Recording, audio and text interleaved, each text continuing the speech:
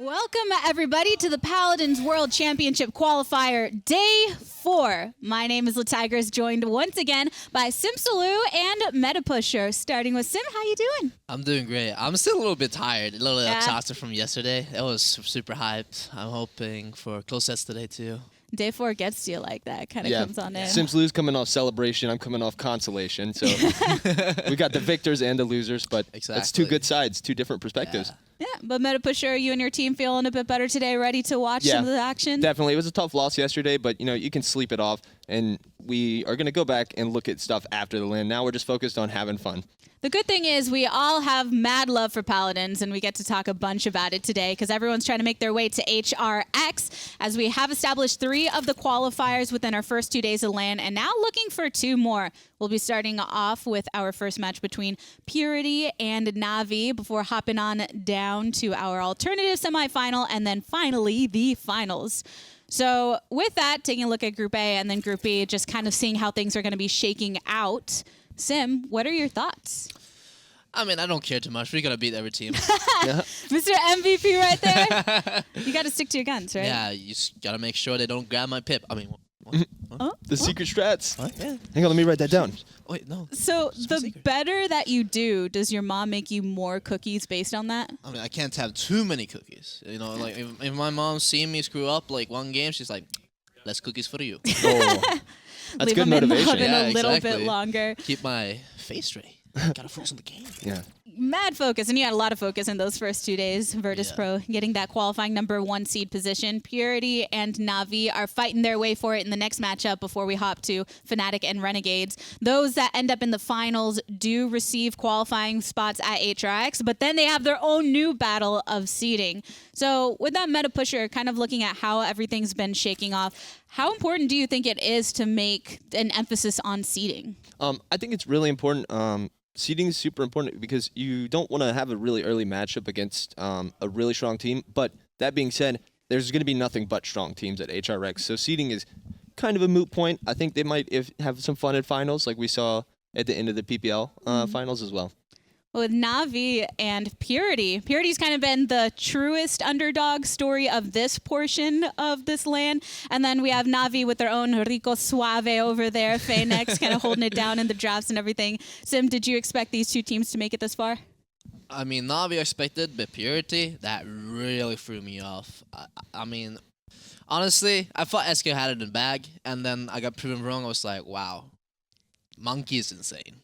rockmonkey was showing out for Purity, wasn't he, MetaPusher? Yeah, he's a really, really talented DPS player, and he's incredibly aggressive. That's what really sets him apart from a lot of the other DPS that we've seen this LAN for me, especially coming from all the other PGS teams by comparison. The fact that he's able to compete with all these big pro-level players who are just dominating everybody, it really shows a lot of talent. We saw him bringing out the Shaolin in the earlier portions of the series, and then that would get banned out a little bit and usually rounded it out with some EV play. So, Sim, how do you think his EV play compared to the Shaolin play? I think his Shaolin is by far his best champion, but I think his EV is actually one of the best in the NA.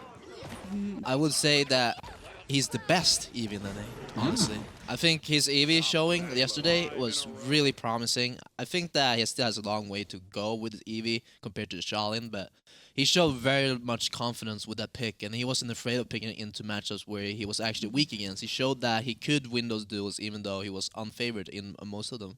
And there's a reason they would go and put him on the Shaolin first, try and get those wrap-ups. And against SK, it was tight going all the way to 5 games. But a couple of those were 4-0s. So looking at rockmonkey and then some other remaining members of the team MetaPusher, who are some others we have to look out for? A lot of it goes on Red X for me. His blaster play was really insane yesterday, but there's a big caveat with Red X in the fact that it's kind of easy to focus out blasters in draft and map phase depending on what map you take. Certain blasters aren't good on certain maps, and so I think Navi's going to be prepared and looking to take advantage of him. And so speaking of Red X, had a lot of prime play on those blasters that really came in the clutch there. So Sim, what were your impressions of him? His Joggers was really impressive. I'm calling right now, Navi's gonna ban that first game. Oh, You think so? I think so. I think they don't want to take chance. Like most people say on land, momentum means a lot. So the first game is the most important game. I don't think they want to care too much about the bonking pick. He showed that he could play it too, but I think they want to like try him out, like check out if his bonking is worth playing against, because he showed a lot of promise on his Drogus play, even on maps where a lot of people consider it being bad, like Spinstone Quarry. He showed a lot of good stuff about it there. Like he popped off that game, and he just won them the game with just some Drogus. So it was like incredible showcasing of his Drogus play. Yeah, and it's going to be interesting if Navi pressures him out, because he played really well in the set versus SK, but he hasn't had to play a lot of different things. It's pretty much exclusively been the Bomb King, the Drogus, and maybe Grok sprinkled in a little bit. So it'll be interesting to see what he falls back on if picks get taken away, banned away, stuff like that. So with that, if they do get banned away, do you think that there might be a focus then, meta pusher, from Navi to try and close that out from him? Yeah, it's possible, but I think Navi also wants to play their game. They did it against us. They didn't worry about what we were doing. They played their own thing, knew we were going to maybe overthink about taking picks away from them, and had their own pocket stuff ready to go in the back, and it worked out really well for them. I expect probably something similar today. Now, speaking of Navi, they have a fantastic lineup with them. You both have talked about how Faenex managed to actually really control the draft process and seem to be running that. Sim, do you think that was very important for the team to have him there as a leader? Yeah, Faenex is a big key part about the team. He does most of the flow for the team, if you know what I mean. Like, he controls most of the draft. He also controls most of the like talking stuff. So like, if he's on point, his whole team is on point. But as soon as he's not, like as soon as he just goes down a little bit, like stop talking, then everything just backfires on top of them. And having somebody consistently being in comms like that enables the other players to really show out, like Mutu, for instance. Mutu. Is that another name you have fun saying? Mutu? Yeah. I just think of that meme all the time about if you hear his name 3 times, you flick your shadow realm. That's going back to the Except video. for he changed the name, Yeah. though. He changed the name, so the meme died. Exactly. No, We gotta bring it back. The meme never dies. It Terminus ulted. It reanimated. True story. I agree. Yeah, that's what happened there. But speaking of him and just his play that we saw throughout the day, also the Buck that's just been such a big talking point throughout this. Meta pusher, what were your thoughts on his play? I mean, he just bodied us. He took us down. There was really nothing we could do. I thought we drafted a good comp against it, and even then you're just like, there's nothing you can do against it. The recovery Buck is very, very strong, and that's something that, well, while we saw a lot of very good things from Purity, we didn't see the Buck. And if they're able to get the Buck for free, maybe later on in the draft, and get other high priority picks early, they're going to have very, very strong drafts from Navi. And this is another series, just like the other semifinal, where NA and EU are going to be clashing. And we saw that kind of aspect of, well, do you go and turn to what's been present in the land? Do you stick to your guns? Sim, what do you think that's going to happen with Navi? I think you should stick with the comfortable picks. I always keep saying and coming back to the comfortable picks. Even stuff becomes meta. It's so important that you're just comfortable with the pick you take. As soon as like Drogus comes out of meta and you pull it out and you do well with it, it's because you're comfortable with it. Like you're not like gonna want to play Buck if you never played it before. It's like if you say I want a Drogus, I want a Drogus. With these damages, with these flanks, you got to have the support to keep them alive. And with Navi and their roster, with players like Spunkki, how do you think they end up showing out here, Meta Pusher? I think Spunkky's really good. He's a very good mechanical player, and he has almost more experience on support than anybody aside from maybe Bird or Cuss. And so it brings a lot of really consistent, just hey, I'm going to be in the back healing you. I'm probably not going to get picked off. My ults are going to be good. I mean, what more do you want from a support? Yeah, bringing out the Maldamba, he did exactly that. Just, hey, I'm the support. I'm going to be here doing what I need to do. And a lot of EU teams were bringing out those double support comps and such. So that, with maybe some of the other players, is that something that we can expect from Navi potentially, Sim? I doubt it. We might see some Grok, but besides that, I don't think they want to go into Pip.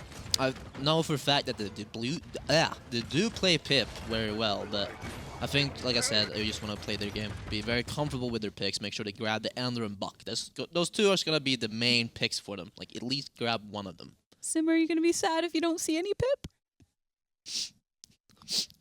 Yeah. It's okay. It's okay, man. It's okay. We're here for you, man. We're here for you. I also, by the way, same thing with Shin. I'm still trying to force creators to play Shin. He's just avoiding me. He even blocked me once. Wow. I mean, BM. yeah, That's BM. It's pretty BM. We brought out Zen. I don't know if you saw that. Not us. NA. I was NA, pointing to the flag, not my team. As soon as I saw the Shin pick, I was like, NA. I was not rooting for EU at that point. It was just like, my dreams. All been shown today. It was so frustrating in comms because they locked it in and you hear Buddy just go, Lord Zen! That's Lord Shin to you. I gotta get that royalty status with him. But there may be some funky picks coming out. I think things have stabilized a little bit, especially with when you look at Virtus Pro and G2 being some of the teams that do bring out those real surprise picks and not actually playing in this portion. Sim, do you see more consistency coming out of the teams that are remaining?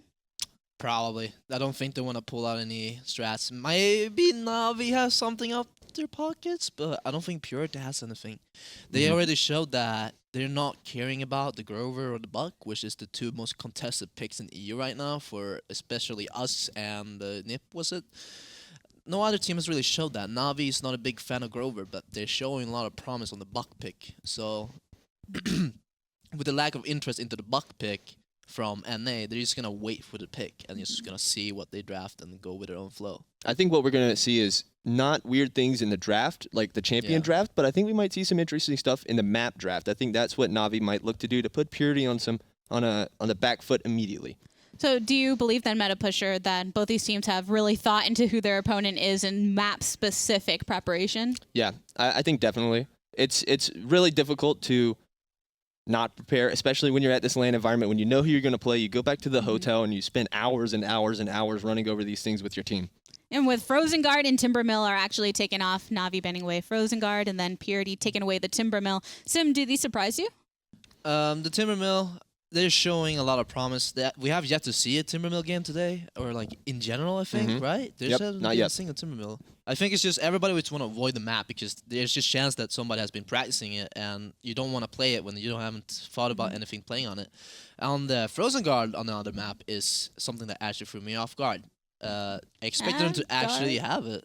I mean, they ban a lot still, but I expect Na'Vi to actually play it. They're not that bad on the map. You just gotta make sure they have a prepped up draft for it, and they're pretty good on that. This is the third time they've banned it in their third set, so it's a consistent theme for them in their map drafting process. Do you think, Meta Pusher, that the longer pushes have anything to do with these bans as well?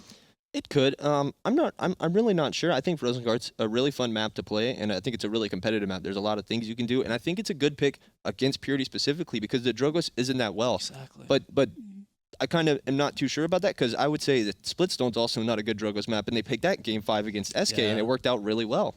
Yeah, if something's going to work for you, then you might as well bring it through. And throws the opponents off a little bit, too, if they're expecting, nah, that's not going to excel here. He doesn't belong. Fire doesn't do well with the wood at all on Splitstone. But apparently it worked out for them. So looking forward at the first map and any predictions, Sim, that you have.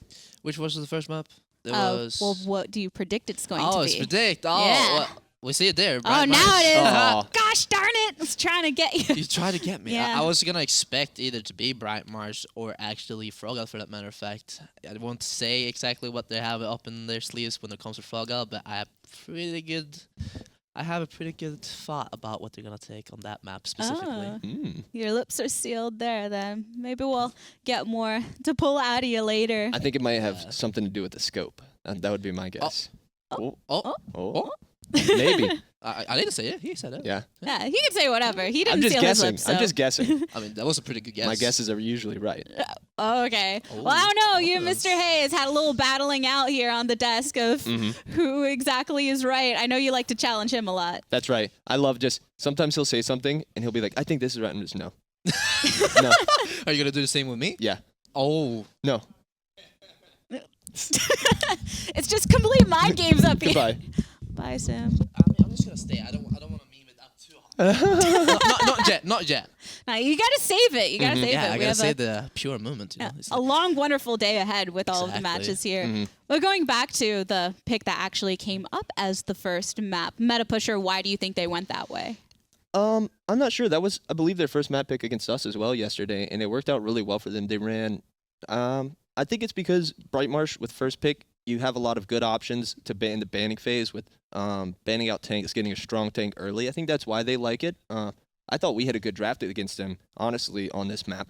And so maybe Purity could do the same thing. We ended up taking the Andro away from Mutu, and he fell back on the Buck, and it really just destroyed us. Buck has just been so difficult to deal with in terms of that sustain that comes out, and then a lot of the comps that have been surrounding him. So with that moving on forward and just looking at Navi and the way that they're approaching it, the Shakala himself right there on the screen. Yeah, Sim, how do you think that he and his team are going to approach this with Bright March being the pick and knowing that someone like Buck, someone like Bomb King, these are just prime targets? I think they want to try to avoid the Drogus, like I said. I think that Drogus is going to be gone. Or they might just surprise pick it. Drogo. Yeah, exactly. Bye-bye. But I think they're not going to really care about much of the End or Buck. They're just going to try to get one, like I said earlier. But I think the tank picks is going to be interesting here in Bright March, because I don't think they're going to do like a similar team comp that we did with the triple tank setup with the Grok. I think they might lean into the Grok pick later into the draft, but I don't know. I think they're going to grab the Buck early or the Ender. I think that's going to be the main target. So I think Torval's going to be prioritized very early from Navi. Do you think we could see Purity ban out the Buck just to get it, just take it off the table? We're not used to it. We don't play it. We don't want to play against it. I think that could actually happen. I think they might either just leave it once again when it comes to like the same idea behind Bomb King. They just leave it to just test it out, feel it out. If they feel like they can't deal with it, they're just gonna throw it off the table. They're just like, this is gonna be banned throughout the whole set. Same with Bomb King. It's like they're gonna feel it out really. The first game is gonna be like the test of wits. Who has the better mindset here? Who has the strengths? Who has the weaknesses? Who's gonna show it first or who's gonna show it last? Well, and you brought up a good point, Sim, about the frontliners and how getting those locked in is going to be imperative. But also, because Cutie, when he was on the desk yesterday, was talking about how the players that go frontline have a very important role with shot calling and just basically giving the say of how things are looking on the map. It's really frontliners and support taking part, and how players like Bitey end up doing that very well for the rest of his team. So meta pusher with players like Unbelievable here and such, do you think they have that ability to go and kind of make those clears through comms? Yeah, I think comm-wise, I'm not really sure. I'm not familiar. Navi is a very similar to us. We're very quiet teams. You don't like when we play. You don't hear like screaming across the arena at the other team and stuff. We're both very calm, collected, in comms and stuff. And I think it's probably a controversial opinion, but I think that's better than yelling back and forth. Mostly, I mean, not right now because you're so close to each other, and obviously it didn't work out for us. But when you're in like soundproof boots or something and the yelling back and forth isn't a factor, I feel like the calm, collected teams who are just there to do the job, they're just there to get it done, I think they have an advantage. We're going to scream all the way, though. Yeah. That's us, Virtus Pro, baby. We the screamers. Loud and proud. Yeah, exactly. You're going to lose your voices by the end of that. I mean, I kind of losing the voice right now. Like, I lost it from, like, the tournament. Like, as soon as we were done, I was like, oh, guys, what is happening? I mean, I don't think it was a coincidence that the two loudest teams were the ones who made finals on day 2. Yeah, you and G2 are both decent. By far the loudest teams, and it shows a lot. You build a lot of momentum through those comms. Exactly. Speaking of momentum, when we go into the secondary semifinal later between Fnatic and Renegades, it's been said that Renegades tend to be very momentum-based, that they just roll once they get that first win. And that's also been said about teams like G2, that they're momentum-based. So, Meta Pusher, do you think that there are quite a few NA teams that operate that way, or is it just characteristic of those two? I think honestly, that's just every team. It's you can't say that it's easy losing a map 1 and stuff. But the best teams are the ones who can bounce back from that. And Renegades and Purity in this specific matchup that we're about to see are inherently at a disadvantage because as the lower seed, they don't get to choose map 1. So there's a big advantage there for Navi and for Fnatic having that map choice early on. And Purity showed a nice ability to bounce back in their series yesterday where they were defeated in the first game because Rockmonkey was on a nice streak, got hit by the Makoa, it got reset and ended the game. That's the double ancient rage. Yeah, the double ancient rage. Never seen that before. Everybody was freaking out. I think that was the first one I ever seen in tournament play where somebody just pop ulti right after an ult. I saw 3 people immediately go to Martini and were like, what is this? What is this? Explain. Exactly. Teach me. What is happening? Yeah, that was insane to see. And on the receiving end, you have to be a little rattled too, thinking, I got punished for playing so well. And then there's also the debate of he should have jumped over earlier, tried to get rid of that streak. But they managed to bounce back. They didn't let that moment get into their heads too much and came back with a strong performance afterwards. So, Sim, seeing a bit of insight into their emotional ability to just turn things around from that situation. Has Purity demonstrated a lot of that logic that just follows through? Yeah, I mean, I think they keep their head straight throughout the whole set. That's super important. On the other hand, though, I think Navi is a very emotional team. So here's the. It's an interesting matchup, perhaps, to really say. It's like NA versus EU. EU team right now, especially Navi, they're very emotional, where the other one is very strong-headed. So would you consider spunkki to be one of the emotional ones on the team? he's the one. The one. The one that gets the most emotional. He plays with emotions. He plays with a lot of heart. Yeah. Yeah, a lot of heart in him, and he had a lot to say in his interview, so why don't we go ahead and take a look at that? There are some plays the supports make that actually are game defining, but they don't just show it. It's small things, but it's like a huge impact on the game itself. And then you can see you see the whole picture of the battles usually because you're on the back line and no one else can see it. And you're kind of making the calls and you know where the enemies are as well. Really small, but it's kind of game defining sometimes. At the moment, everybody's drafting. Almost giving their ideas on the draft, and in game we just whoever sees the situation and sees the best spot to attack and whatever, just they call it, and then we just try to follow it. But we've been so long together, and we had some downsides and downtime and losing and stuff, and now we're winning, and it's yeah, it might be a good bonus, good plus. I'd say I don't know. We can win it, we can lose it. I don't know. But because I'm pessimistic as usual, and we might win, or we might not. So, Meta Pusher, as the coach with the all-seeing eye watching these matchups, taking a look at spunkki and his play, do you see a lot of versatility that can be coming on out? Yeah, I think spunkki is one of the most versatile supports in the game. He showed a lot of Saris at Valencia when that was more meta. I don't think we'll see that. I think you're probably going to see him on the standard, Jino Stamba, just because they're so good. Why would you not pick them? True.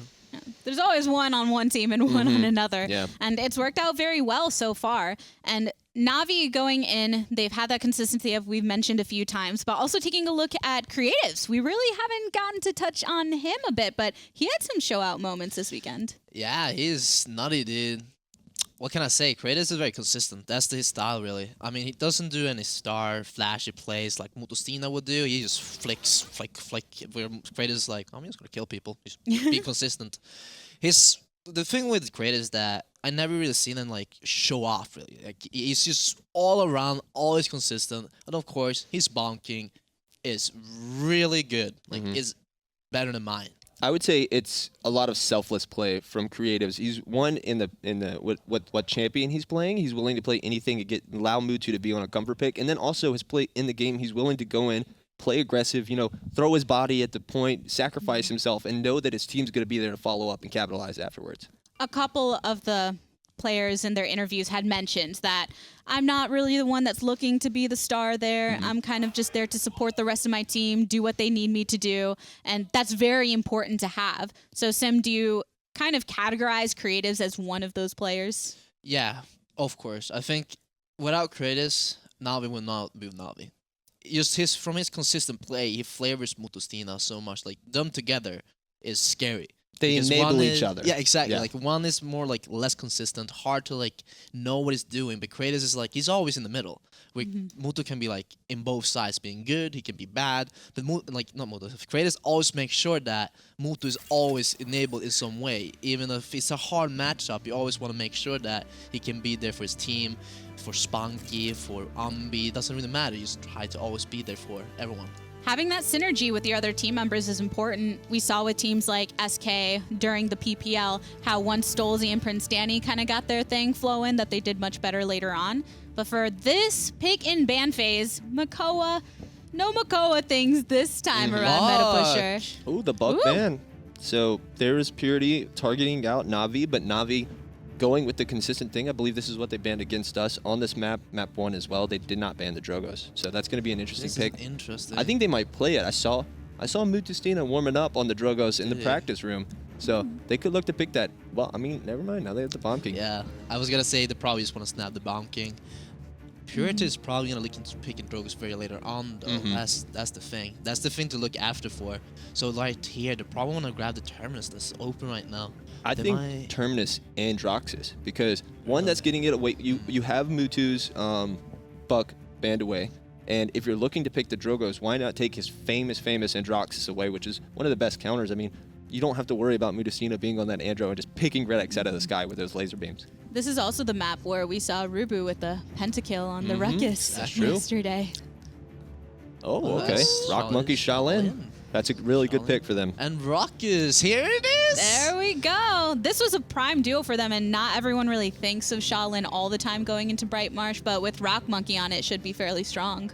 Yeah, with Rockmonkey on Shaolin, that's just an overall confident pick. Like, he's just very comfortable on it. Might as well snap it out to see how it works. But Navi gets Anar and Terminus here, which is scary. The married couple. Two very strong, very hard to kill tanks, and those picks were quick. You saw Purity take some time, and then immediately the Anar and Term got locked in. It's a very it's a sort of a weird little inland meta mind game tactic. You just instant lock in after they take 30 seconds to full time to discuss their stuff, and they have to they're back on the back foot. And we've sometimes seen when Anar and Terminus are on the same team that it's just dominated, and in another case, people found ways to take care of them, though. Yeah. So what are your thoughts on that duo, Sim? I think it's a very disgusting combo. At least they don't have Madama with it, but they get the Grok and the Genos with that. So that's a lot of sustain for both the tanks. That's going to be hard to kill, actually. Ooh, well, we see the Drogos. Yeah, Drogos to go ahead and round it out. So comps being finished here for Navi and Purity. Casters, I know you're ready for it. Take it away. Well, my first thought here, Nick, as we get going on our end, is that this Drogos, talk of the town here, as well as that Buck, who's going to be taking a backseat role here, watching as we get into the first game of this set. Hello, everybody. My name's Rainday. That's Pretty Hair. The dynamic duo back at it for the first game here of day 2 in the Paladins World Championship qualifiers. We've got Navi. Of course, we've got Purity, the underdog story that's been so exciting for everyone to watch and see from North America. And we are wondering if this will continue. No one knows, but these drafts, what are you feeling about them to start? I like both of them, but it's just a big question mark of how this Drogos is going to perform. There is a lot of weight on that Bomb King, you're right. And the Grok, I've always been questioning it, but Bright Marsh, I think this is probably the most solid map for him. Interesting to see the Buck get banned away. I wonder if Purity are going to stick to this strategy, because I think when you take the Buck away, you also, in a big sense, take Torvald away. I think he falls off when Buck is not there. This is a map that they're testing things. This is a set that things will be tested as well. The CC, the knockback of the combustible Drogos, going to get countered out by that totemic ward from Creatives, but it won't always be there, Nick, and that's the thing. That totem sometimes isn't always in the right spot. It's difficult, it's execution heavy, but at this set, at this time, both teams just feeling that they want to be on what's comfortable. A lot of these tanks, this Terminus, the Sonar, they absorb healing better than anyone else in the game. Totemic ward, that rivals Ying ultimate for throughput. So if Creatives can slam that down when both of the Immortals are near it, I think that's going to be pretty difficult to deal with for Purity. It's a best of 7. Here we go. Already the Power Siphon cleans up to Calamity Blast. Faenex firing it right back. The guy helping Navi to get those comms in order, but all of a sudden Mutu's poked out, and that's not a good sign for Natus Vincere. Purity as well with that Drogos looking healthy, but falling very quickly as Faenex continues to control, and Navi at 48% on the objective. Poked all the way out, and Natus Vincere have to take a back seat for the time being. They're out of power, and there it is. First blood falls. Red X cleans it up with the fire spit. This is what we were worried about. If you're a Navi fan, this is what you have to be concerned with. The only one to really deal with this Drogos is the Bomb King, and yet the King has been poked out low. Purity executing this draft to perfection, and they just can't find the Dragon. Now it's Red X. There's a big pick on a spunkki. Red X and rockmonkey hit him at the same time. He was almost at full health. How's your Undying now? Where's the immortality when I could just Dragon Punch you? 1-hit KO to the face. A combustible doesn't hit, and the Shatterfall does, and that puts Purity under a different type of pressure. Creatives, Mutu right back at it, but rockmonkey finds one. Can rockmonkey find more than one one here, and 17 health saves his life. Will that be the story as 78%, 81 now on the point for Natus Vincere? William and Rock are so low. They were at 17 and I believe 45 HP, but they were able to keep themselves out. It was that initial giant chunk of capture that put Na'Vi in the position to have this first payload. And this is the benefit of two healers. This is the benefit of Inara and Terminus. Yet we saw how quickly that whole thing could crumble if they don't deal with the Drogos. The win condition is clear. For Purity, keep Red X alive, keep him finding kills, and maybe rockmonkey will go off. A Dread Serpent as well to just disengage, and now Unbelievable is trapped, and Red X finds yet another. He runs into a late Dread Serpent there. Rockmonkey gets the kill, rotates around. That Dread Serpent was really just meant to peel for him. Ended up doing so much more. A big thing I'm noticing, though, is that was a really bad fight for Mutu, and Na'Vi still won. And that's the problem here. With the Immortals, they are going to be healthy, but you also have to look at early game versus late game, I think, with that. Inara doesn't fall off as much almost at any time, but there will be the Cauterize impact. How much will that come through since they're investing so much in the healing and not the damage that Grok is going to bring? RuBBu, he was a big star. The pentakill on this map yesterday finds an early kill on a Mutu and gets it started. And we got to think about what has Mutu played in this tournament. It hasn't been Bomb King. That is normally a creative's pick. This is a big flex for Natus Vincere. I think they're really experimenting and seeing what they can get away with in this first game. Purity coming from the Paladins Global Series, holding defensively strong right now against Natus Vincere. Some thought could have taken the first spot in EU if a couple of matches against Virtus Pro went their way. However, Tooney continuing to heal up like he is feeling the pro, the showcase of this talent. There's no separation between these two squads right now. I'm worried about momentum for this Purity squad. They really need to get something going early for themselves. If they can take this first game, that would be insane for them, because then they can realize quickly that this very seemingly immortal European team can in fact bleed. And it's dealing with different styles. Seismic Crash as well. Oh, it doesn't stun out. Unbelievable chooses to get 3 instead of getting the target that might be the trouble here. William 355 holding the shield up, and that will fall and not be as valuable later as well. But look at Faenex. He's got Reanimate. He's in the back line. Mutu with 3 kills. Creatives and Faenex as well. Full D aside for Purity.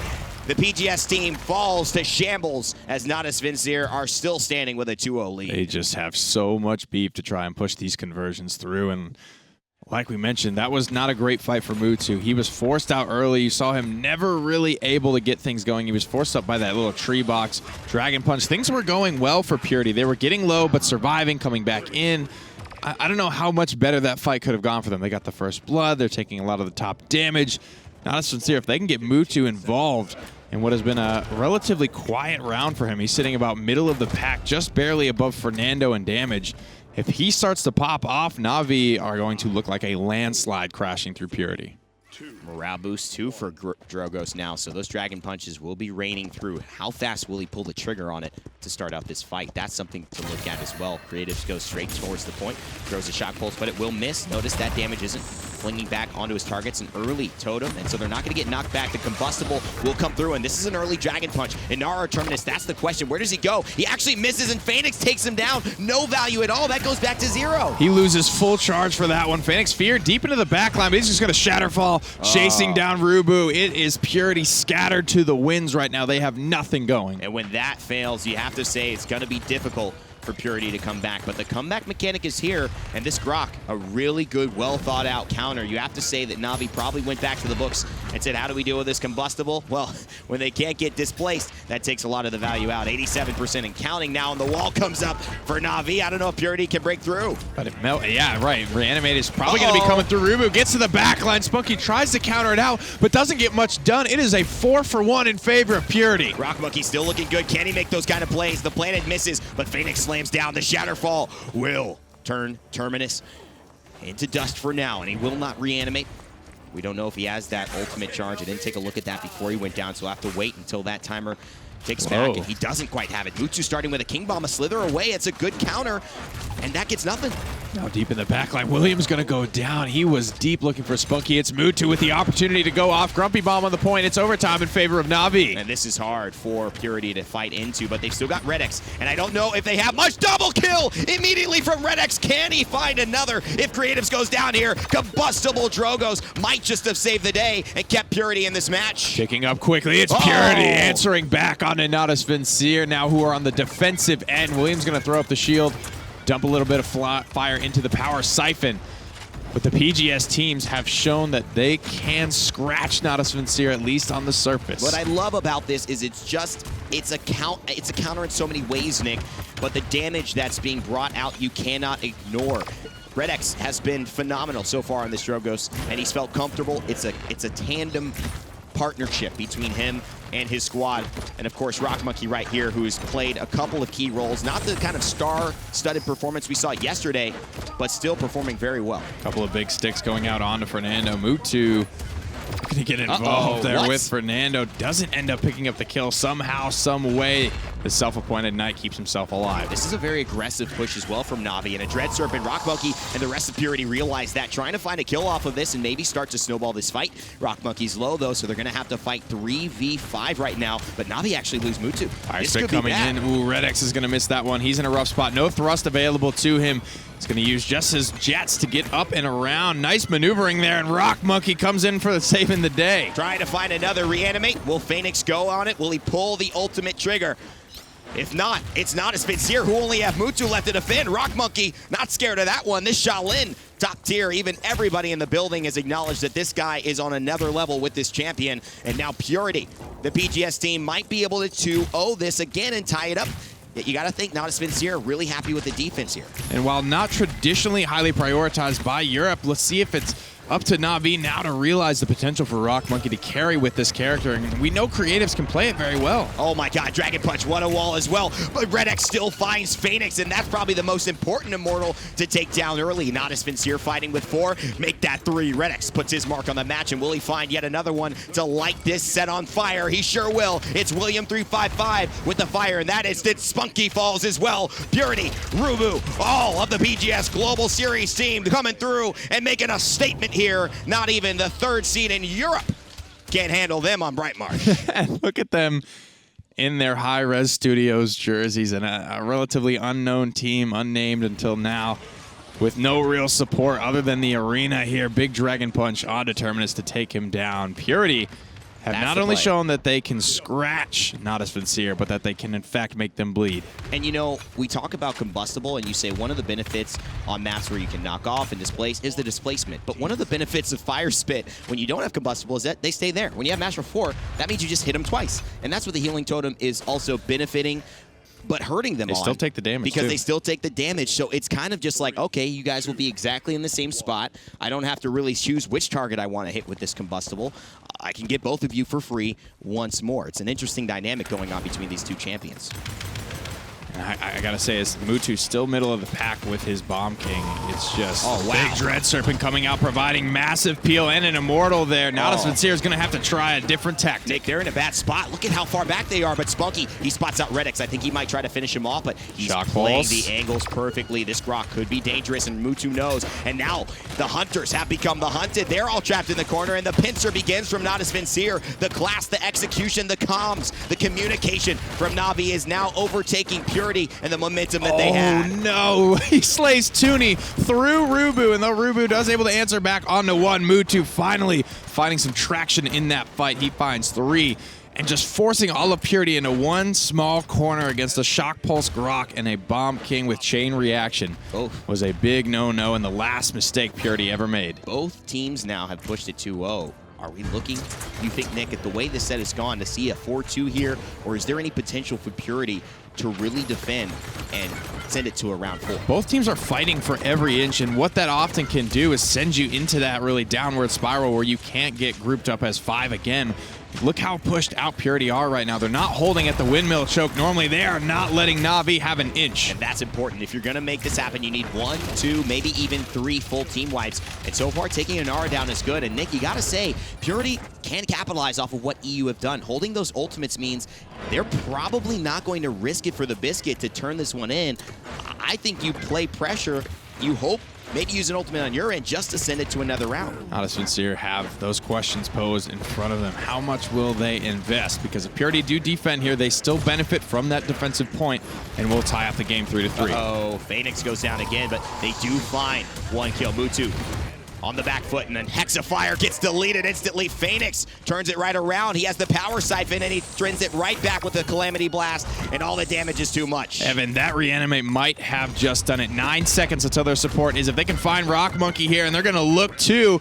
Oh my goodness, that has sent Purity into a bad, bad spot. You don't see a lot of ways for them to be able to defend here, but anything is possible. The wall from Unbelievable. Expect this to be used extremely well and force someone down to contest. RuBBu in the sky. This Dragon's the only one who I think can set this up. All these ultimates use Tempest through time and space, and it's all the seismic crash. Na'Vi are committing here. If they don't find the kills, this could be trouble, but it looks like they're finding plenty as Faenex finds 1 swing of the axe. A Mutu finds 2 on a 12 streak as the Bomb King, and Na'Vi take game 1. And not even with the best performances we're seeing from their Bomb King. The Grok barely staying alive there, but it really all turned around because of this man right here. Faenex with that double kill on the reanimate sent Na'Vi on their way, and never again were Purity able to stabilize.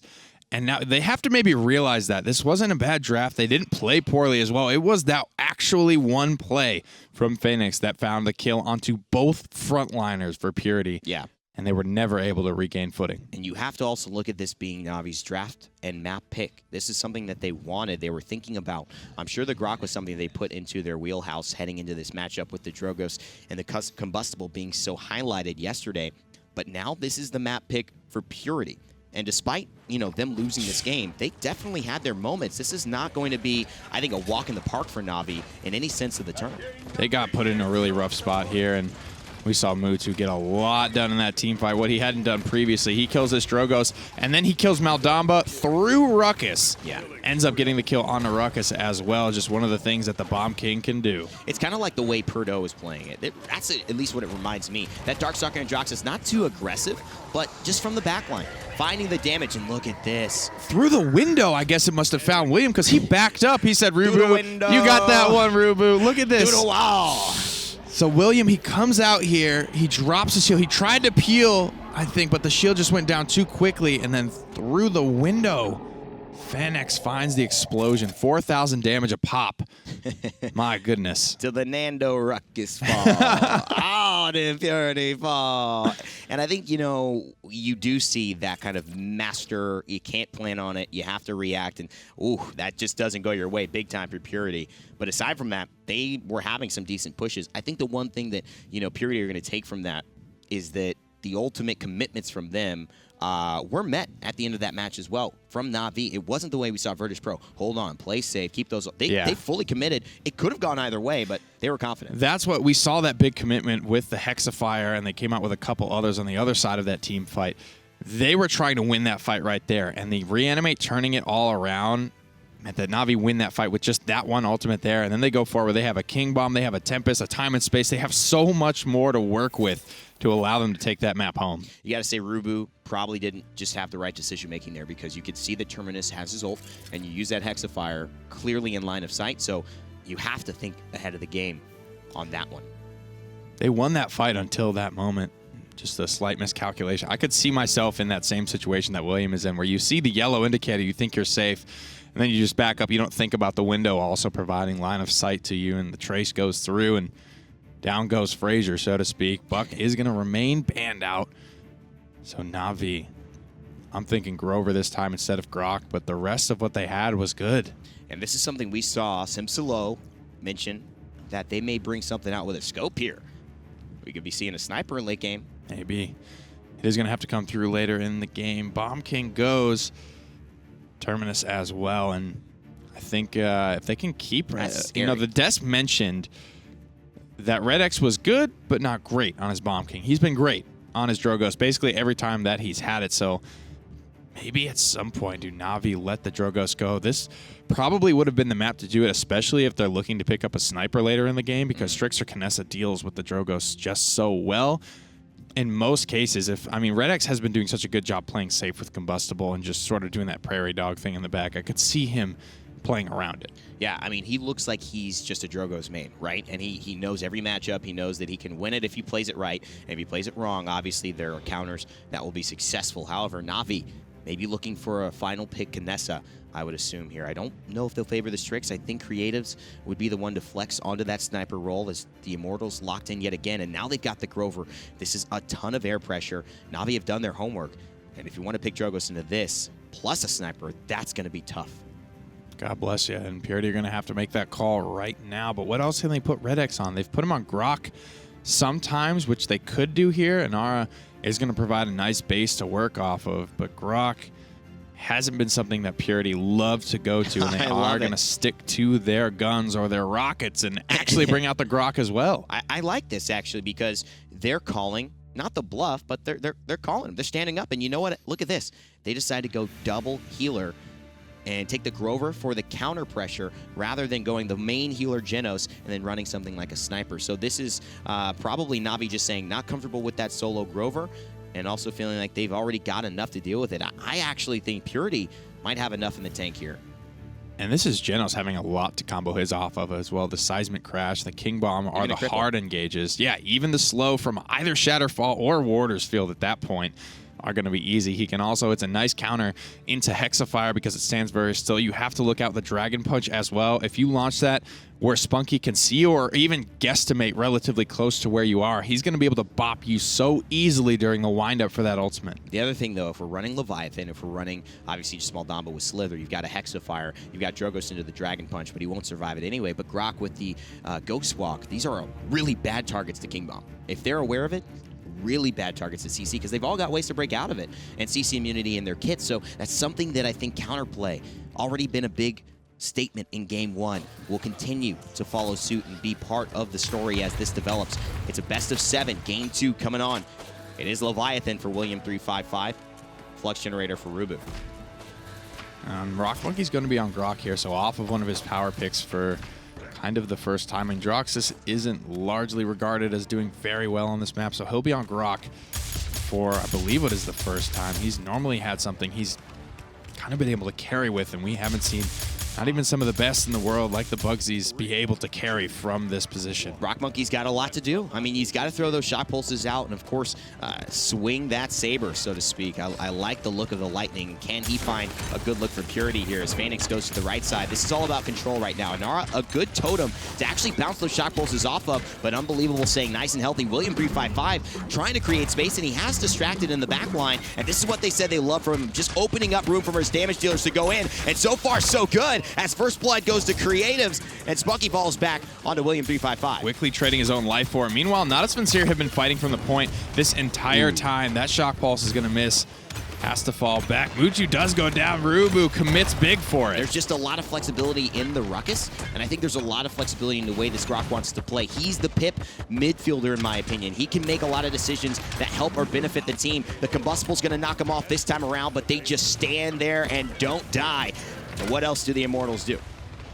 They've had them both 2 games in a row now. We haven't seen that at all at any point during this tournament. A lot of damage pouring out from Creatives in the back line, forcing RuBBu away early. There was big commitments. Purity are making strong moves at Natus Vincere. They just haven't been able to find the kills yet. And will the defense come out? That's the thing. If this can go 1-1 instead of 2-0, that's going to be a totally different pace for this game. It's going to be a lot more patient, a lot more counterplay, a lot more... Look at that. There's the ult. It actually doesn't find it, but spunkki does a great job of landing it right on his tank. He not only provides the peel to force the Drogoz away, but he gets a big chunk onto RuBBu, and now they're going to take him down and move forward with a newfound momentum. Spunkki turns that play around. And I think the Dragon Punch just has to happen where it's a little higher. You aim high and then you drop down low, so you don't find yourself down having to try and get up after that through time and space has already locked its eyes on you and won't let go. Faenex here with 4 Calamity Blasts and slices into RuBBu's health pool. It's not enough to make too much of a dent as Purity keep on pushing through, and a nice hook through the Power Siphon. Puts him in a bad spot. There's a Dread Serpent too. They're going all in. That wall was really good, but Na'Vi dropped the wall. Say, you know what? We want to take this fight to Mutu, or Creatives just get blown off the map by the combustible fire spit. And this could happen again if he's not careful. Redx is still alive. Oh, Faenex just going to fall. I don't think...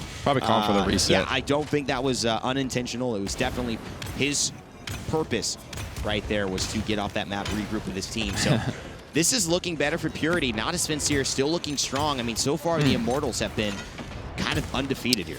That was an interesting call to drop that wall because I thought it was a really good wall in terms of just providing peel and denying any follow-up to what was a very good Dread Serpent into a very clumped up Navi. Hooked away again, but has his ultimate available if they need it. Faenex using all of his power siphon though right at the start of this fight. And you notice Faenex looked up and actually blocked the combustible that was heading to the backside behind his shield and behind his teammates. That's a good ultimate from Spunkki, but it doesn't find enough. Creatives takes down RuBBu, and now the blaster battle goes in the way of Navi. Hooked away again. Creatives needs to die here, but he doesn't. He fades away into the blackness of the back line. Natus Vincere keep him alive. 13 seconds on the clock with full steam ahead. You see how much William is really trying to heal here. This is kind of a bad spot actually to have hooked. Obviously knowing that the reanimate is coming through, they've got to leave the payload now and get back to it. He's trying to poke out Spunkki. That's a good idea. And here's the Dread Serpent yet again. You can see how much healing is happening. Creatives looks to fall. William doesn't drop it this time, and Unbelievable's getting lower and lower. That Dread Serpent was so massive. Tooney does end up falling. Is the healing enough? These tanks just won't die. William has been here the whole time, but Navi are not slowing down. And this is so different from what we've seen. Hexafire 90%. You got to think about that. RedX will be back in 1 second, but is it enough? RuBBu has to survive. He has to see if he's going to press E and let it all go. There's the combustible. It's just too late.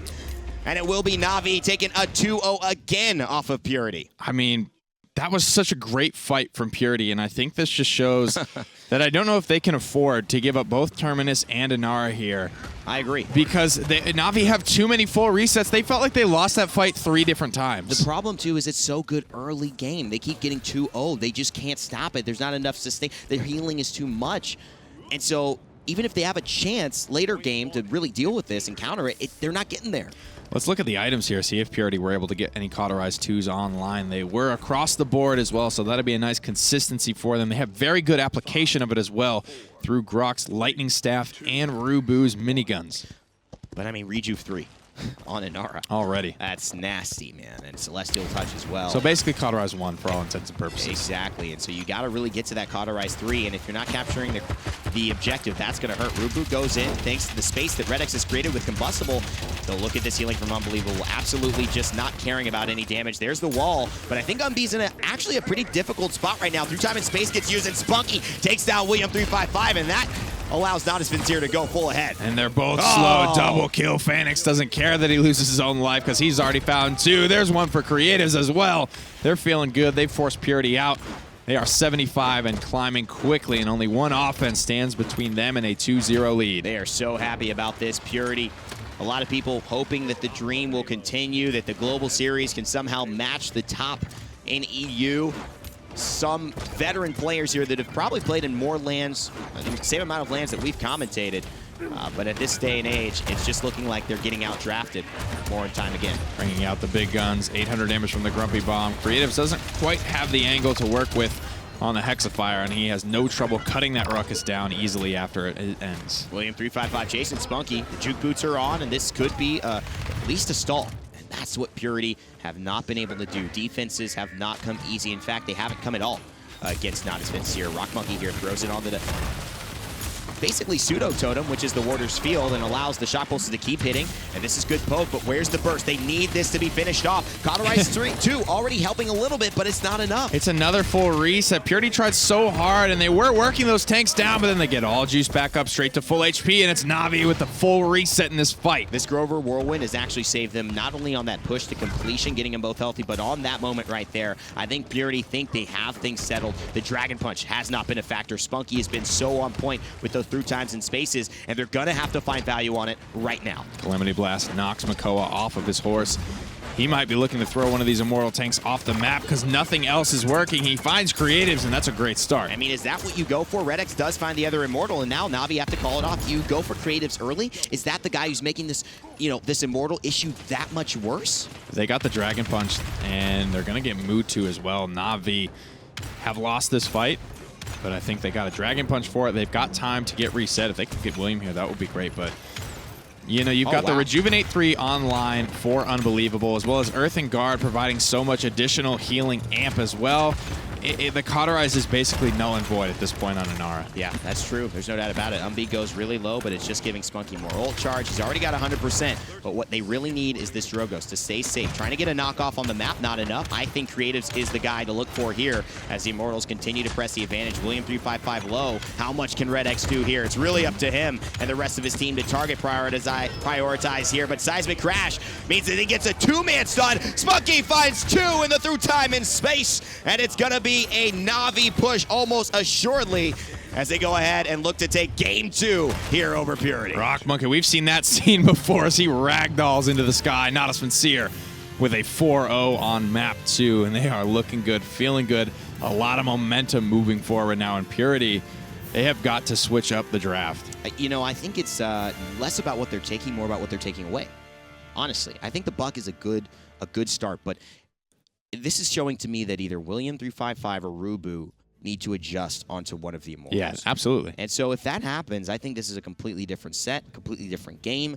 I would not be surprised if Purity, with that one change, have a big difference. If you're going to go this way, though, Nick, who's the real target you have to get down first? They're bringing, you know, they picked Bomb King and Terminus, and then Purity just elected to let Inara go. Yeah, I know. Same thing in game 1. Yeah.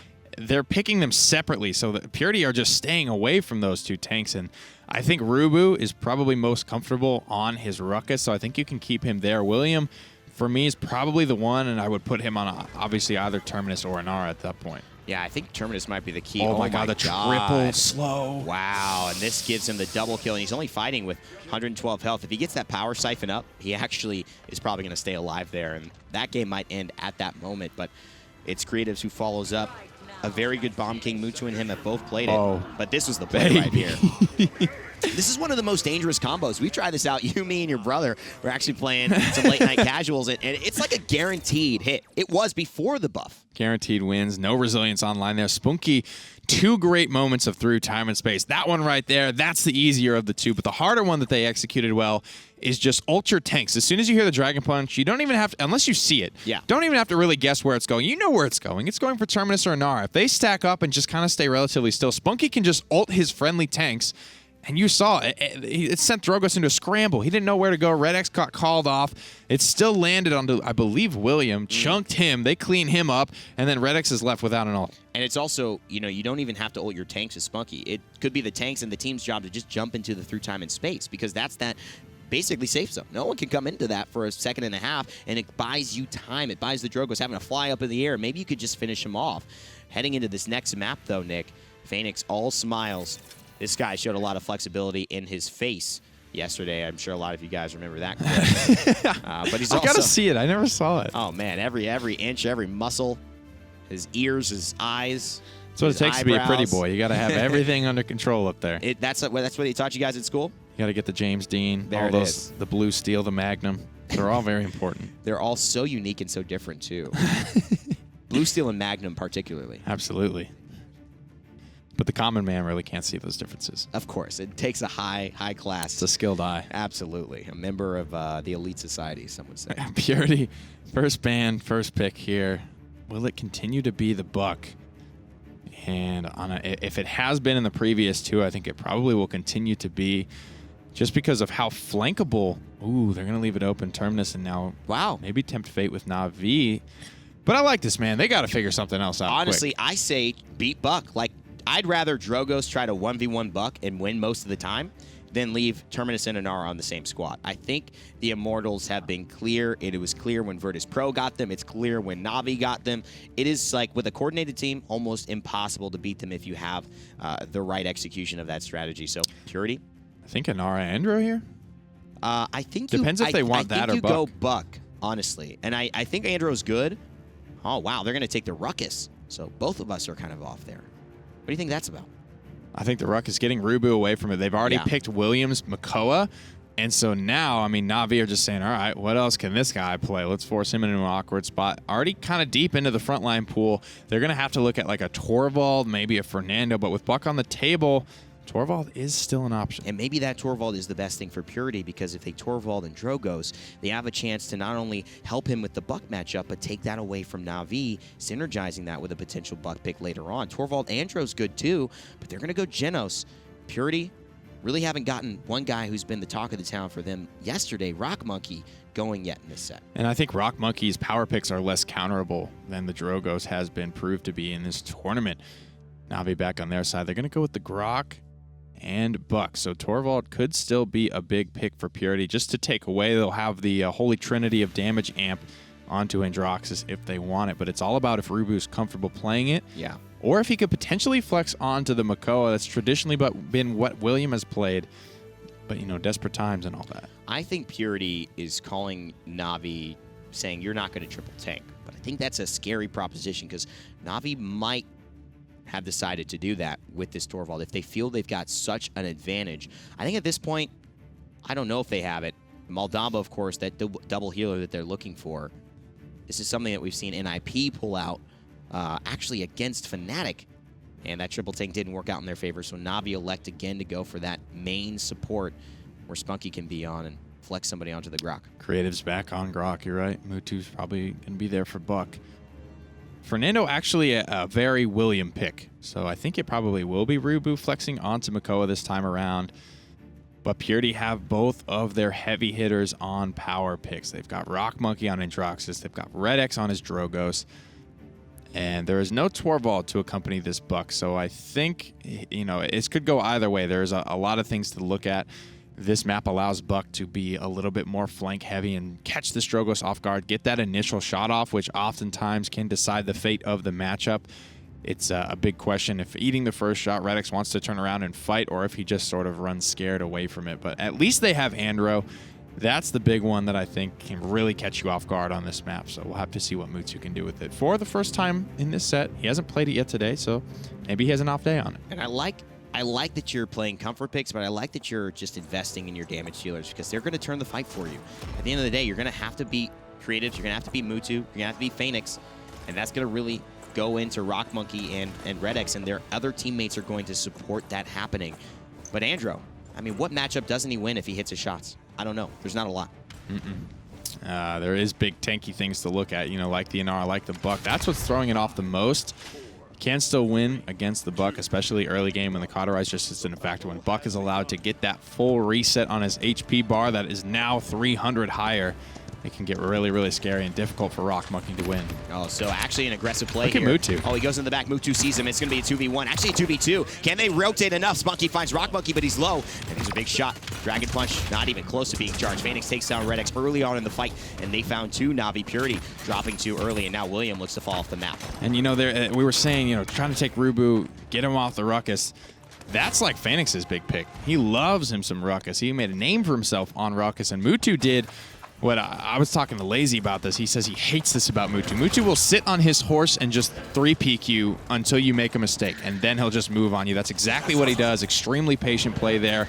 Ends up peeling for his backline, so two birds with one stone there for Mutu. Now they know where each other are. Spunkki getting a nice heal. They've just got an easier vantage point, and I think Spunkki's able to react a little bit more and keep them up healthy. Navi, 99% overtime still here.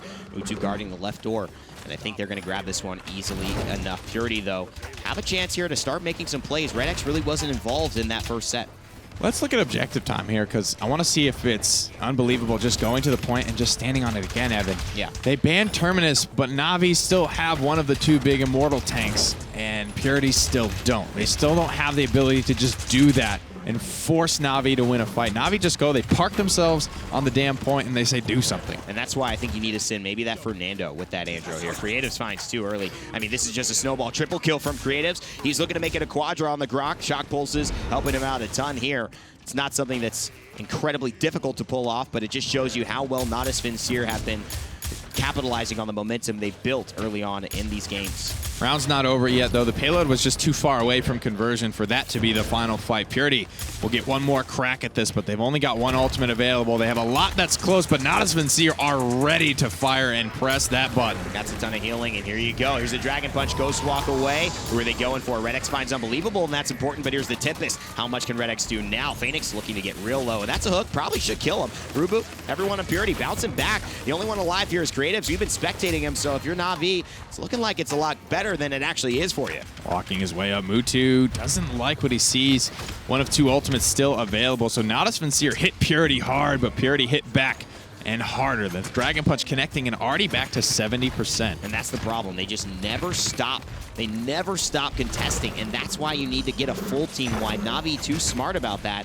And here's the Warder's Field as well. It's not doing too much. Finally, RuBBu gets the shield up, but the 2 tanks are low. It's hard for Genos to spot heal them. There's not much he can do. A second Dragon Punch, but the push is successful because they just end up taking down the tanks.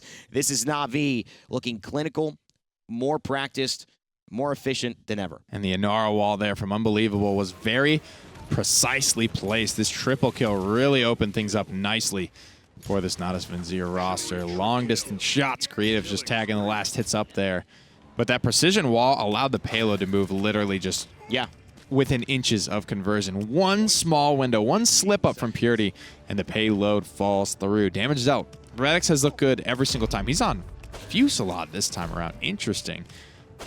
No choice, but I think it's when you have the easier targets to hit, like the Inara, like the Ruckus, it's definitely something you can pull off. I mean, this is, it's not something that I enjoy as much as the Combustible. I thought it was actually really good against Jinx, who just like to stand still. But at this point, they're sending Redx. They think he's the most important. That's a couple of huge chunk shots, but Faenex just says, I'll eat it up with the emitter. He's got Flux Generator, but that's a good 3v1 and rotation happening from Purity. They find the first kill. Trying to turn things around. He goes into the Ancient Rage. Unbelievable, trying to scamper his way out. Big peel provided by spunkki. Is it enough to take William down? It is. Oh, 100% though on the Accursed Arm and the Immortal. Too bad. It was a RuBBu next to William at that time. Might have been able to save him. And here's the Accursed Arm like we saw, but the Tempest is healing it up. And it puts rockmonkey in a bad spot. Forcing out the Immortal. It doesn't like that. The Shock Pulse is ready to rip as well. It will. Pinballing all around this fight. Creatives going on the offensive here. Incredible stuff here from Na'Vi. And that Drogo's Buck battle does not go the way of Redx. Mutu on a 10-streak triple kill for Buck, and the shotgun sniper keeps on sniping here. One more jump might even secure another. He gets his jump, gets back to safety. 2,600 HP there. No problem. Great Dread Serpent from spunkki just to provide the peel necessary to keep his team alive, and Unbelievable does a great job rotating in and out of that fight, even by himself. He has been a constant on the point this entire set. And I think you have to look at this.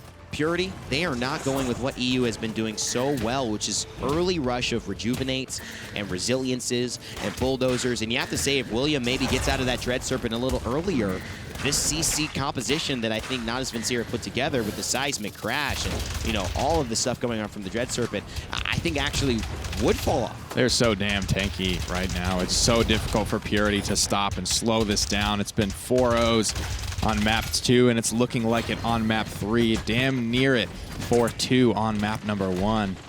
Whenever Natus Vincere have gotten rolling, they haven't been able to be stopped. And this is a good sign if you're a Natus Vincere fan.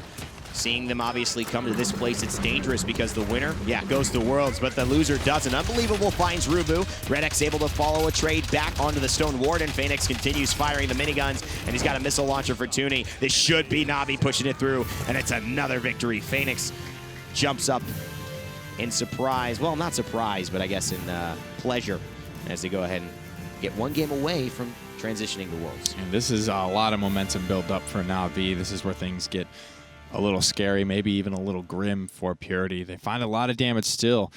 Redx's Drogos hasn't failed to find damage at any point, and maybe he goes for the Fusillade there because he didn't like what happened with the Totemic Ward, preventing the knockback. If that's really what he's after with Combustible, then he'll just forego that, take the damage of Fusillade. And I don't know if that's really the problem.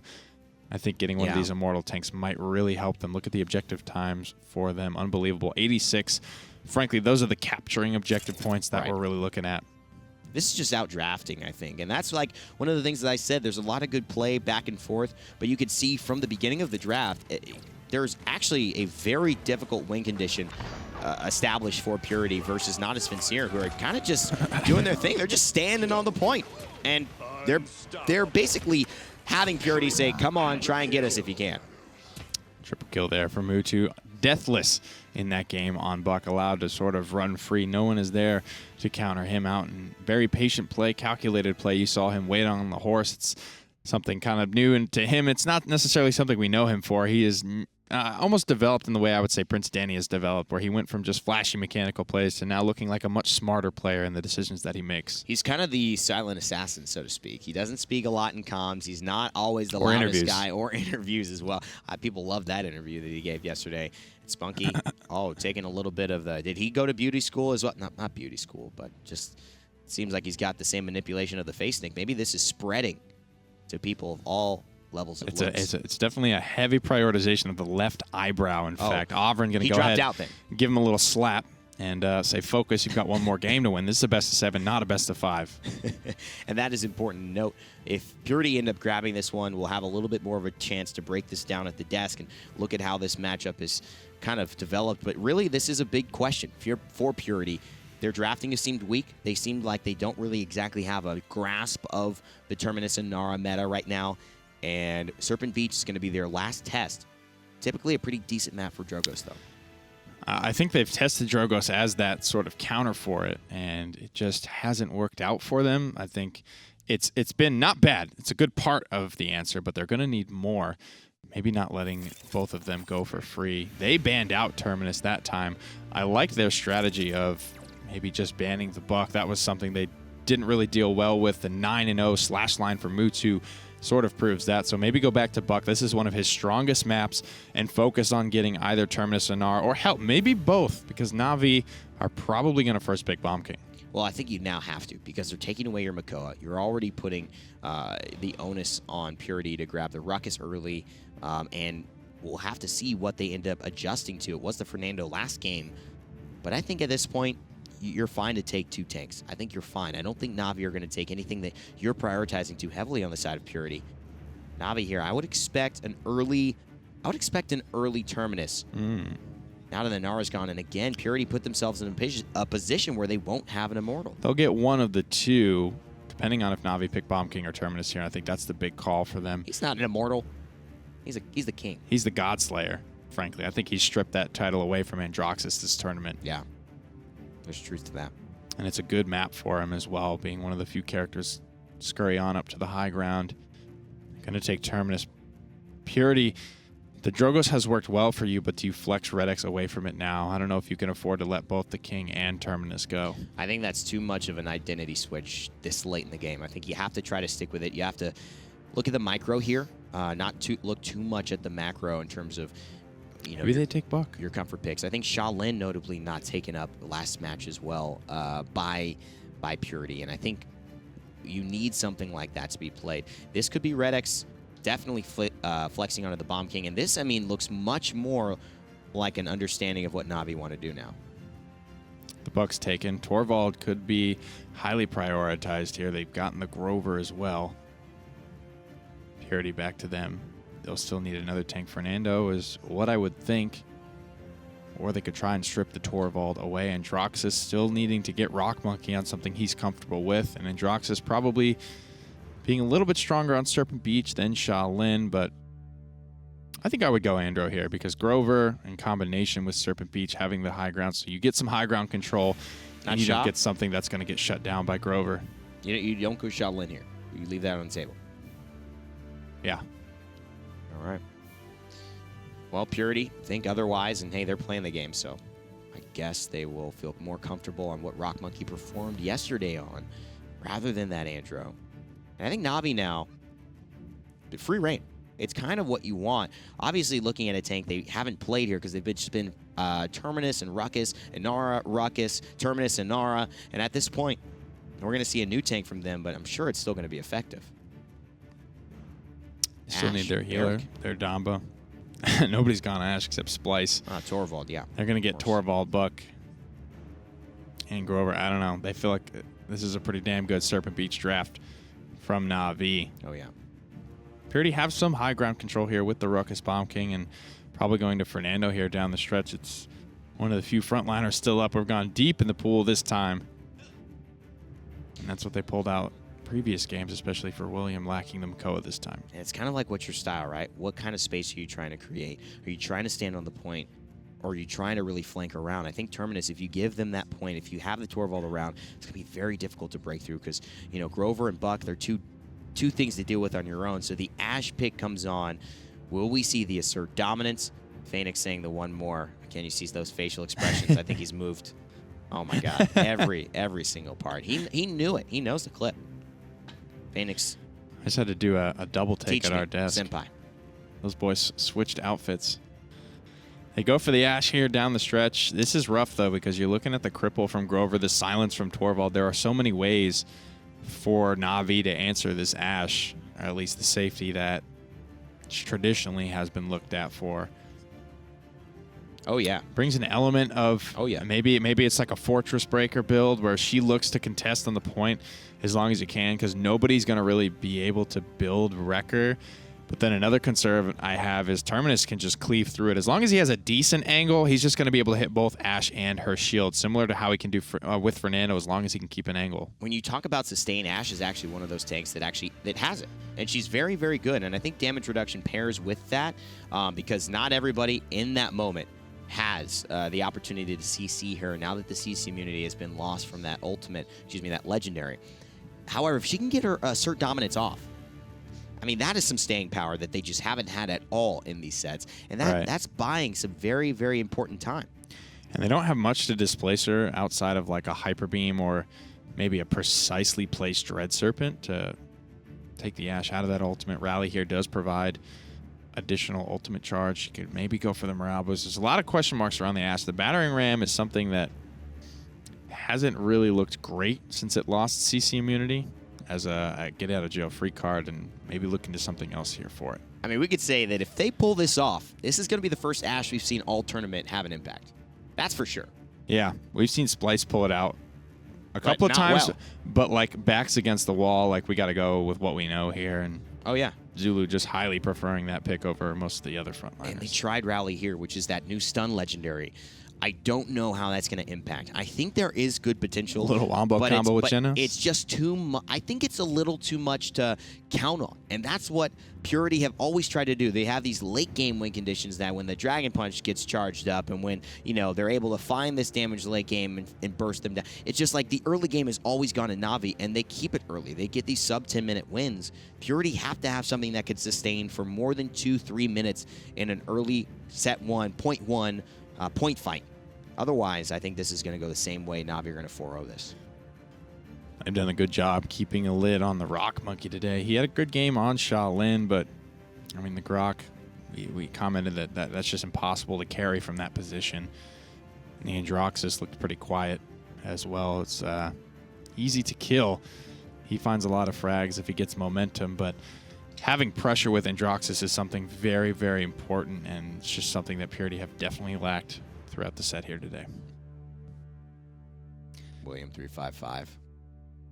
He's been a highlight for Purity. Everyone else who's been watching this set has seen them perform probably beyond expectations, and wildest expectations, probably even beyond that. Somewhere far off into the unknown universes where these hopes and dreams have gone from zero to hero for Purity.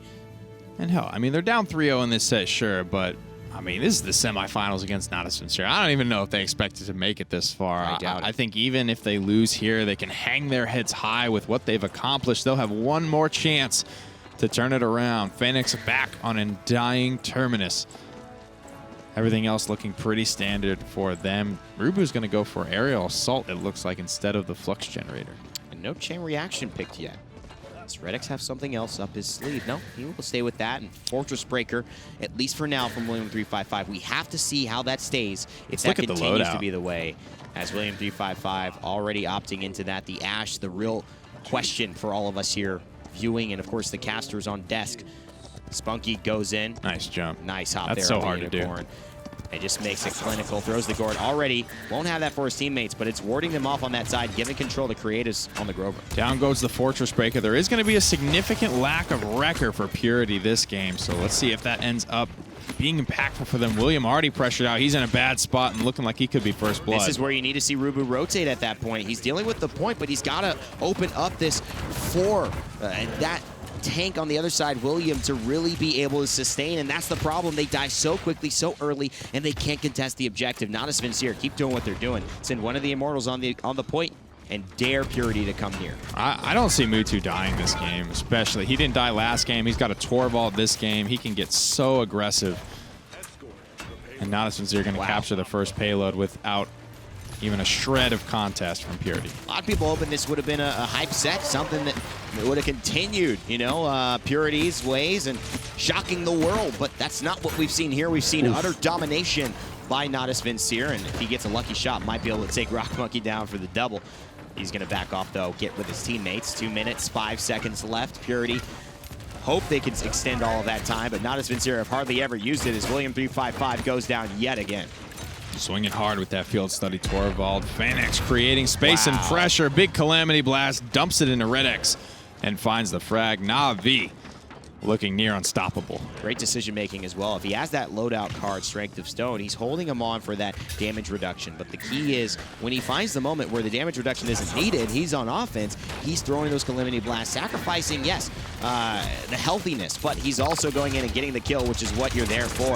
RedX finds one, finds another from rockmonkey. Now the Shatterfall is putting Faenex in a pretty good position, but no ultimate is charged yet. I swear that's what he's got to do. He's just swinging to try and get that ult up as fast as possible, knowing he's already going to go down. Couple of ultimates, basically all of them ready to go for Natus Vincere. 90% on the reanimate. 59 for UNBE's Torvald. He's been probably having to play pretty safe, not getting a lot of damage out on the field, just prioritizing on bubbling Mutu and keeping him safe, allowing him and enabling him to do tons and tons of damage.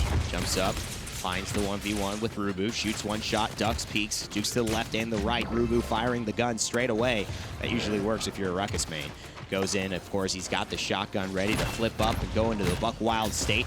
Ash, no, not quite yet. Now she has the Assert Dominance. Here's something that we haven't seen before. Some potential tank sustain possible here in this defense now. Oh, 1,000+ axes forcing RuBBu out of this fight. The King Bomb is there, but can they stop it? Unbelievable stuff. Creatives with the I don't like what's happening button for my team, but RedX says you might not like what's happening as well. Finds a bomb for him. RuBBu with a Hexafire. He helps rockmonkey to finish off Faenex, but Faenex gets a double kill, and it looks like the reanimate again comes in huge for Na'Vi. That can't happen, man. You can't afford to give these double kills to Faenex and allow him coming back in the fight. Reviving his Terminus is enough for an ultimate, but doing 4,000 damage and wiping 2 people off the map for it is such a massive swing in a team fight that if that happens, it's going to be a direct loss for Purity. It was in game 1, and it is absolutely going to continue to cause them to lose here. Here's the one problem with this lineup and what they tried to do. William couldn't get the Assert Dominance off. He jumps up, lands, or tries to land, but he gets nullified midair. And that's when he goes down. And that takes away 8 seconds of time they would have had to deal with this Ashe. They don't have a ton of displacement. They can't knock her away. That she would have sat there. That defense might have held, but she couldn't get it off. Offensive Gord coming out here from Spunkki. He's got his ultimate still in the tank. Buck Wild as well. Na'Vi still have ultimate advantage because of how much value Faenex was able to grab with reanimate. This is Creatives maybe under pressure here. Goes near Spunkki, the 2 healers hanging around, and now RedX has a little bit of space, but he's fighting 2. Torvald and Buck, not a duo you really want to go against. The Serpent Beach Salsa comes through as well, and Mutu starts to put on the moves. He's wearing a nice white suit as well. 1,200 he was swinging for in his Wild ultimate field study. Wow. Just too much. He hits that shot in stealth. He doesn't know that he did, but he did. He peeled rockmonkey out of stealth. One more shot from anyone. It's going to be Spunkki. That'll clean him up. And Na'Vi 2-0, looking to go 3-0. Looking maybe to make it 4-0. Serious class here. Just serious top-level competition coming through from Na'Vi. Purity not quite able to match it yet. RuBBu, what are you thinking, bud? No way to get on there and deal with that Terminus as fast. The Ashe Assert Dominance was used earlier in the fight, so they don't even have her to sustain. Overtime expires. Natus Vincere capture their second payload of game 4. Looking to close it out. RedX finds Mutu, so that's going to be a death for him. I think that's his second, actually. He's been caught out. Time and space crashes through. UNBE able to avoid it there, and Faenex already looking forward towards the conversion point to try and create the space his team needs to close it out. Too much of an identity adjustment possibly here from Purity. The Bomb King late. No Immortal ever. They never fought with an Immortal against an Immortal. And you got to look back at the tape and say, why, guys? Why? Drogos as well, not picked up here. RedX not comfortable with that pick after it's not performing. But Mutu's Buck, Unbelievable's Torvald have been phenomenal. And Creatives, it's it on with the Whirlwind. Continues to whirl this team, Natus Vincere, to victory. Shots coming out from Mutu, and the weight of the largely Finnish empire bears down upon you, looking to complete their near perfect sweep of Purity. King Bomb comes out. It's going to land on the Faenex, but he's still got half of his HP and a reanimate if he needs it. Assert dominance is the only thing, but she doesn't have it. Faenex still, like you said, has that reanimate. He's the only one alone right now, and he's going to get a few. But the Fortress Breaker actually blocks it. Ashe is here for now, but how long will she stay? William 355. He's not going to take too much damage reduction. Could this be a miracle hold? I doubt it. I think Na'Vi are going to Worlds. Mutu getting excited there, showing some type of emotion, feeling some type of way, but the hands return quickly to the pockets, as he's not allowed too many emotions. He's like in one Kanye. day. You can't find him smiling. Little smirk as he moves over to the side of Purity.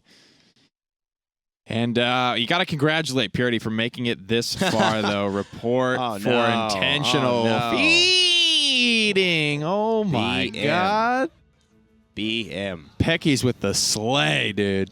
That's unfortunate there. Of course, none of this was intentional on the side of Purity. However, it was completely intentional on the side of Na'Vi. These guys knew what they wanted to do. They saw Purity have that Cinderella run yesterday and said, you know, Mutu, Faenex, we may have some Prince Charmings on our side, but we're not interested in any glass slippers, any Cinderella stories this time around. I think I just confused 2 Disney movies right there. Hey, why not both? Either way. Purity's a Cinderella story. That and, is. You know, Beauty and the Beast or something like that. Actually, I think that was Cinderella. I think the pumpkin. Yeah, I think that was it. I think you're good. I think I'm good. I thought you were in the clear. I'm in the clear. Okay, good. Well, let's see if the desk thinks I'm in the clear as we take it back and analyze what just happened. Na'Vi going to Worlds. Rende's just mashing up stories over there, but I think there's one clear storyline in this place where Na'Vi going to Worlds after a 4-0 victory. Very great performance from them, wasn't it, Meta Pusher? Definitely. They looked just as strong as they did yesterday. 7-0 on their maps after their early loss to NIP. That early loss probably hurt them, but they have to be feeling really confident going into HRX. You look great, by the way. Thank you. Somebody said Something different? Somebody I said don't the know. style. Something is different. Look at the setup. I like myself in blue, but orange might be good too. Just expanding your colors. Yeah. You gotta try things out. You gotta try the new meta. This is the right. new meta. This is the new. I'm the new meta. Yeah, that's you. Hey, it's out. Yeah, what's up? That's nice, dude. That's a win in anyone's book there. You're pushing the meta. That's right. With your swag. That's right. But yeah, I like Na'Vi that. was swagging out too, though, in their gameplay. Yeah. So what about you, Sim? What are your thoughts on them? I think the main problem was that EU was prepared for their own draft. And I think NA Purity was not prepared for their draft. They kind of let through Bomb King and Frogga there for no apparent reason to get them a co-op comfortable pick. But if there was a Bomb King in that draft, I think this set would look a lot different because I think that game would have been won by Purity. Well, Meta Pusher, you had mentioned while we were kind of chatting here during the games that aside from our boy Sim right here, that Faenex may be the most knowledgeable EU player concerning NA. Yeah, he's always in North American, you know, our Pug servers playing games with us and stuff. He's in our Discord talking to us a lot, and us and Purity are fairly close. So he probably brought more knowledge of this Purity team than any other European team would have been able to. So on the opposite side of that then, with Faenex being so knowledgeable of this and it just showing in the way he was controlling that draft, Sim, do you believe that Purity kind of got a little bit lost in their choices? I can definitely say that they got lost. I think they had some general good idea what they want to go in with the game with and what draft they want to aim for. But I definitely think that some stuff from Na'Vi especially threw them off with certain ways of the draft and when they took some stuff. Especially when the Determiners of Na'Vi got out a lot. I think that really threw them off because no EU team really wanted to prioritize the non-terminus, but it was just the perfect match to like take both of them constantly on. I liked what Purity was doing, but I think it might have been a little bit obvious. In the first 2 games, they banned the Buck, and then in the last 2, they let it through. I feel like that's probably what Na'Vi was expecting. You know, they looked so good on the Buck against us yesterday that it's a pretty easy conclusion for Faenex to draw that this Purity team who doesn't play it is going to look to ban it away. Looking at the draft in Game 3, though, where it looked like things were kind of going for Purity in some ways. They got some of their comfort picks. Even without the Shaolin, Androxus is still something that rockmonkey really enjoys. Where do you think, Sim, it ended up going wrong in gameplay? I think it was just the draft, really. I don't think it was much of gameplay. I think they just had very hard draft to like execute with. Really, I don't think there was any wrong with the play. I think even on some like the Bright Marsh game, I think they played perfectly well with the draft that just seemed to be bad in most ways. But they found ways to make it work. They almost, I was hoping for the win. I was hoping for the comeback, you know. But I was like, 4-2. I believe the dream is never dead, and then it happened. It's dead. It's dead. Yeah. It's just right there. It just died. And now we only have one North American team left in contention. One of them trying to fight Yeah. through. But that Brightmarsh game, it just shows how it did look like it was going to go a little back and forth. There was a good team wipe that came out of Purity that thought, okay, they can go ahead and turn this around. Yeah. But then Navi slipped it on by. But what about in game number 4, that Ash pick? That Ash pick, I didn't mind it. I was really worried about how the CC was going to work with canceling her dash, but William ran the Fortress Breaker with the shield, which is really good about blocking lines of sight for the Grover specifically. Those axes are strong, but they're not good at punching through a big tanky shield. But it didn't work out for them, really. I think I would have been more happy with a Fernando.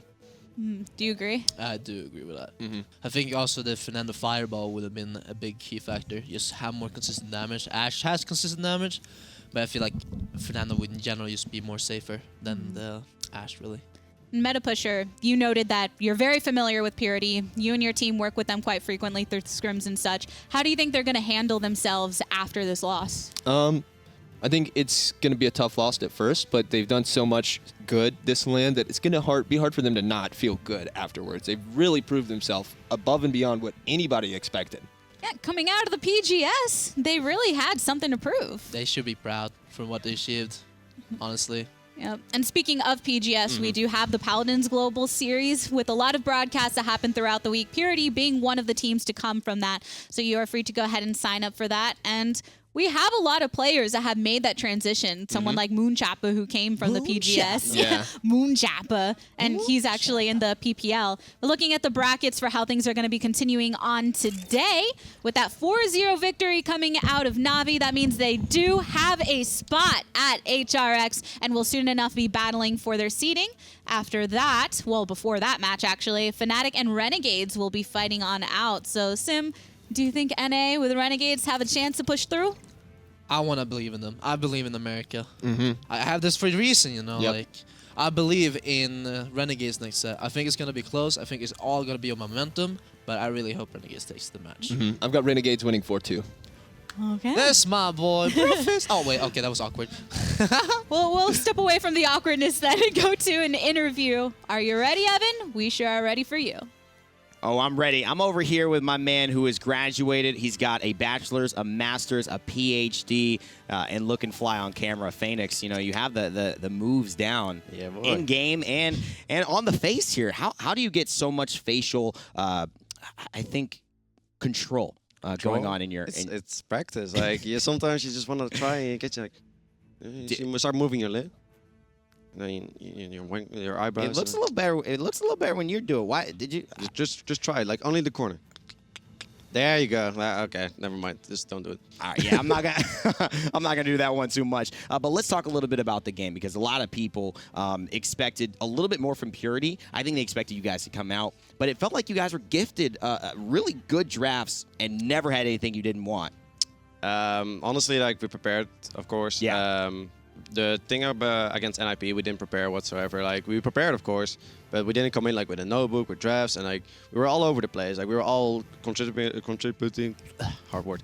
I'm sorry, to the draft, and like everyone had something to say. Right. That didn't work out, obviously, against NIP. Yeah. So we changed it up. We prepared some drafts, and then I got like a nice notebook from the hotel, wrote everything down. Yeah, Fnatic had that notebook in the back, and there was like this guy peeking over, and you're like, "What is he? What's in the book? What's in the?" It's secret, dude. It's secret. You can't tell, man. Really, your facial expression is just like you trying to get a glimpse at your notebook without anybody paying it. Yeah, there it is. That's the one. Otherwise, what else are you looking at down there? Of course, moving on though, it was about the buck. That was the key, I think. And you guys were able to play it. They weren't. Was that just kind of the centerpiece of your way to go about taking that?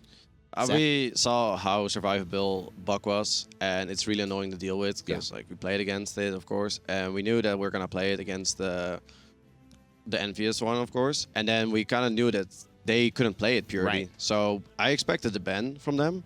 So we drafted around it. Like usually we would ban like the Makoa or the Thermos out to get like that out of the way. Right. But knowing that they would ban the Buck, if we ban like the Shaolin from rockmonkey away, we get Inara and Terminus, and why not? Like, Terminus has mobility, and Inara can just stand on point. You can block everything, and then if you like a BK or a Buck behind you or whatever, Grover, anything with damage, and you block it, and you control a side while Inara is capping the entire time. I mean, you really showed a lot of mastery of that champion, and he's new, and I think this has to put you in the conversation of some of the best tank frontline flex players in the game right now, and especially on the EU side. You're going to Worlds after having a disappointing loss early on and having to fight your way back through the World Championship qualifiers. How does it finally feel to know you'll be at the big stage in January? It feels amazing. After the loss against NIP, I was really down. I felt like we could do so much better. I was just waiting, like watching all these teams. I just wanted to perform again. I wanted to show that we deserve to be there, and I think we did it. I think you guys did it as well. Congratulations, Faenex from Na'Vi. Natus Vincere, they'll be heading to Worlds. And, of course, if you want to see who else slams their ticket going to Worlds, after this, we're going to have a quick break, but it'll be Fnatic and Renegades battling on. It's a set you don't want to miss, so we'll see you there.